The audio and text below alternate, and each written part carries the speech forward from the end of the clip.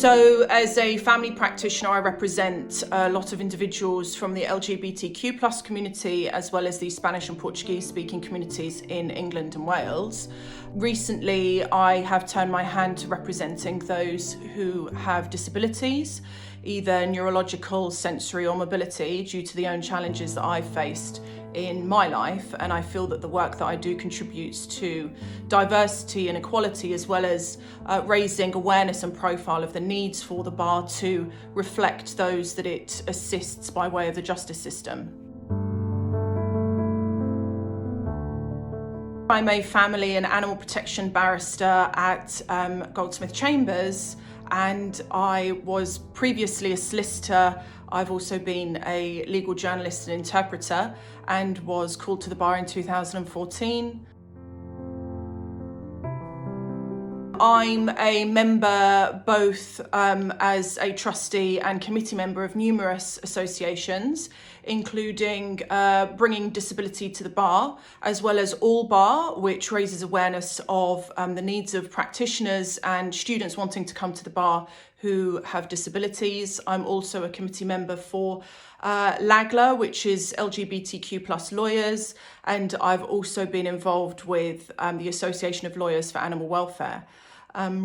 I also do voluntary work for Gallup, which is one of the only LGBTQ+ charities that assists those of the community that have suffered or are living with domestic abuse or hate crime.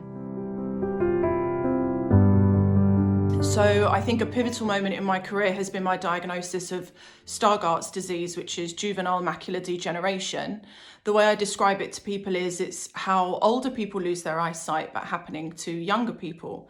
I noticed that my eyesight was deteriorating quite quickly, and knowing that my brother was diagnosed with Stargardt some years ago, I was given my diagnosis at the beginning of 2021, which was, it's been pretty tough, knowing that I'm losing my eyesight, but it's forced me to reevaluate both the way that I approach my practice as well as who I am as a practitioner. I realise that there's very few resources for barristers, or in fact legal practitioners who have disabilities, to get advice and assistance within the profession. So I reached out to a few barristers with disabilities, and I can only say that they have been phenomenal, and I'm immensely proud to now be part of a community and represent a community that's so diverse.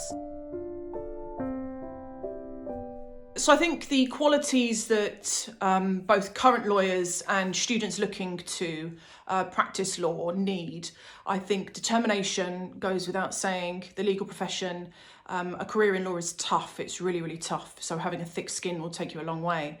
I think as well a sense of integrity, as much as you will be representing individuals or businesses. I think having a sense of self and your worth and your value is essential as well, because the legal profession is known for we're completely overworked, and court listings are saturated, and everyone's always very, very busy. And I think having a sense of self-care and knowing your own value is essential.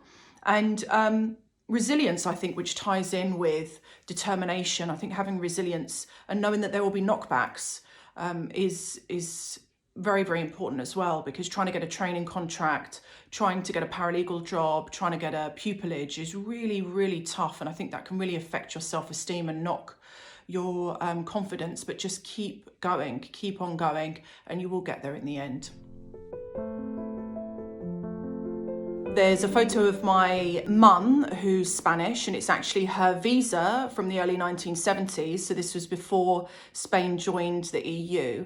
And it's a stamp within her passport where it says alien. What struck me about it, first of all, was how proud she looked, how proudly Spanish she looks in this photo, as well as how proud she looks as a woman to have a visa. There's just something about that photo that just conveys real confidence from such a young woman. The next photo is a photo of me with my amazing crazy, fantastic, fabulous friends when I won the Lynn Freeman Women in Law Awards in July last year.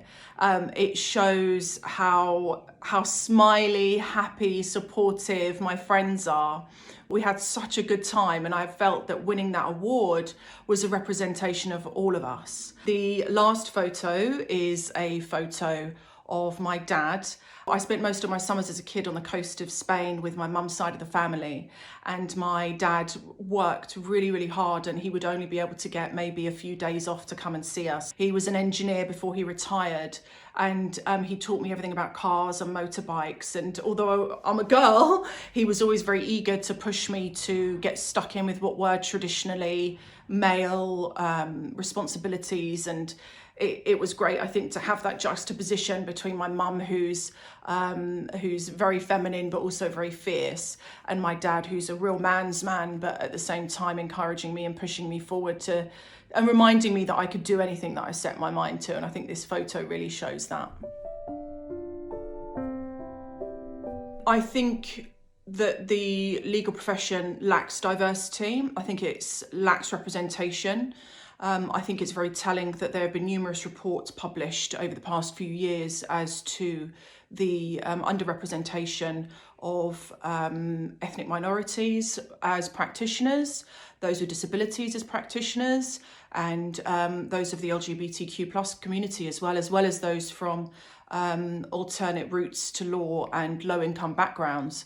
I think that the legal profession is still very closed, and there's a lack of transparency, which in turn affects students coming forward and their sense of capability to be able to pursue a career in law. I think that has to change. But my understanding, and I feel that the work that I try and do and the associations I'm part of, we're working towards moving that forward and ensuring that the next generation, it's a much more diverse, that there's a sense of equality and inclusivity as well.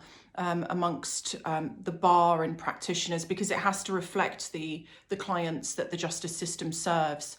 And I would say that at this stage it simply doesn't. And in turn there's a detachment in understanding of what those that are trying to access justice need if their representatives simply don't understand those needs. And that desperately needs to change.